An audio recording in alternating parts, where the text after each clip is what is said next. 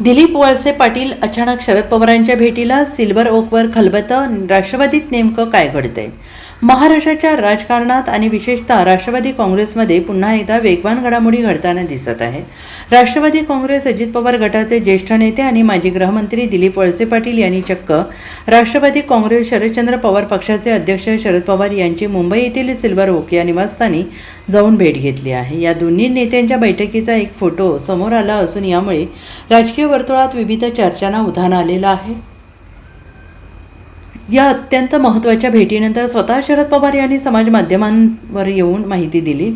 शरद पवार म्हणाले की राज्याचे माजी गृहमंत्री आणि आमदार दिलीपराव वळसे पाटील यांनी मुंबई येथील सिल्वर ओक या माझ्या निवासस्थानी भेट घेतली. त्यावेळी त्यांनी राज्यातील ज्वलंत कांदा प्रश्न, सहकार क्षेत्र आणि सहकारी संस्थांशी निगडीत विविध विषय, याचबरोबर रयत शिक्षण संस्थेच्या संदर्भातील वेगवेगळ्या विषयांवर सखोल चर्चा केली. आणि ही भेट वरकरणी बिगर राजकीय वाटत असली तरी सध्याच्या बदलत्या समीकरणांमुळे या भेटीला मोठं राजकीय महत्त्व प्राप्त झालेलं आहे. दरम्यान 12 मे रोजी राष्ट्रवादी अजित पवार गटाचे नेते सुनील तटकरे यांनी सिल्वर ओकवर जाऊन शरद पवारांची भेट घेतली.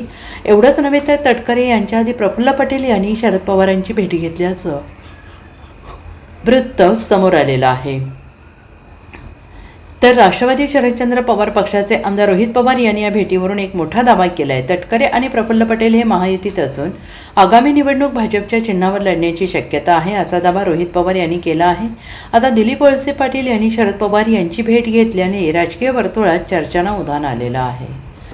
आदरणीय शरद पवार साहेब आणि मी राज्यातल्या अनेक संस्थांच्यावर पदाधिकारी म्हणून काम करतो. वसंतदादा शुगर इन्स्टिट्यूटचे पवारसाहेब अध्यक्ष आहेत, मी उपाध्यक्ष आहे. वसंतदादा शुगर इन्स्टिट्यूटच्या काही प्रश्नाच्या संदर्भात चर्चा करायची होती आणि त्याच्यासाठी मी वेळ मागितली होती. ती आज सकाळी 9 वाजता साहेबांनी मला वेळ दिली होती. त्याचबरोबर आम्ही रयत शिक्षण संस्थेमध्ये सुद्धा मॅनेजिंग काउन्सिलचा मेंबर म्हणून मला काही प्रश्नांची त्यांच्याशी चर्चा करायची होती.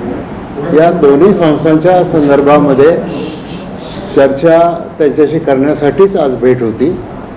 आणि त्याचबरोबर आदरणीय पवारसाहेब हे नेहमीच शेतकऱ्यांच्या प्रश्नाच्यासाठी गेले अनेक वर्ष सतर्क राहिलेले आहेत. त्यांनी या क्षेत्राचं नेतृत्व केलेलं आहे. आज राज्यामध्ये कांद्याच्या संदर्भातला, कांद्याच्या भावाच्या संदर्भातला प्रश्न आणि त्याचबरोबर आगामी येणारा जो साखर म्हणजे हंगाम आहे, त्या हंगामामध्ये शुगर इंडस्ट्रीच्या समोरचे काही प्रश्न, अशा 2 प्रश्नाच्या संदर्भात चर्चा झाली. परवा दिल्लीला माननीय श्री अमित शहा साहेब, शिवराज सिंग चौहान साहेब, प्रल्हाद जोशीजी, माननीय केंद्रीय मंत्री, माननीय मुख्यमंत्री देवेंद्रजी फडणवीस, माननीय उपमुख्यमंत्री शिंदे साहेब, आमच्या नेत्या आदरणीय उपमुख्यमंत्री सुनेत्राताई पवार याही त्या बैठकीला उपस्थित होत्या दिल्लीच्या, आणि मीही त्या बैठकीला उपस्थित होतो.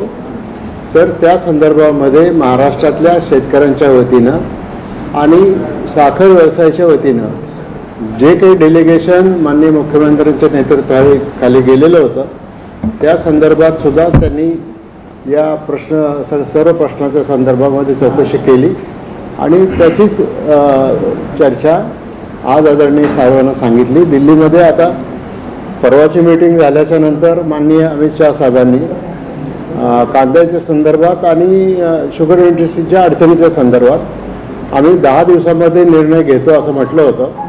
तर 10 तारखेपर्यंत निर्णय येईल असं मला वाटतंय आणि त्याच्यासाठी केंद्रामध्ये वेगवान हालचाली सुरू आहेत. तर त्याही प्रश्नांचं ब्रीफिंग आदरणीय पवारसाहेबांना दिलं, कारण त्यांनी गेल्या अनेक वर्षात या शेतमालाचे भाव, मग कांदा असेल, ऊस असेल, बाकीची पिकं असतील, याच्या संदर्भामध्ये पवारसाहेबांनी लक्ष घातलं होतं. साहेबांच्या प्रकृतीच्या कारणामुळं त्यांच्यावर काही मर्यादा आल्या होत्या. त्यावेळेला माननीय अजितदादांनी त्याच्या संदर्भामध्ये लक्ष घातलेलं होतं तेच या क्षेत्राचं लिडरशिप करायचे. आम्ही सगळे एकत्रितपणानं सहकारी चळवळ, शेतकरी आणि सामान्य माणूस याच्या संदर्भामध्ये आम्ही जी चर्चा करून निर्णय घ्यायचो, योग्य त्या फोरमवर हे विषय मांडायचे.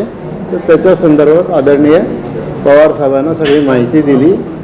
त्यांना एक विचारलं, तुम्हाला आणखीन काही आम्हाला याच्यामध्ये सुचवायचं आहे का? तर एवढी बोलणं झालं आहे, याच्यापेक्षा दुसरं कुठल्या विषयावर बोलणं झालेलं नाही.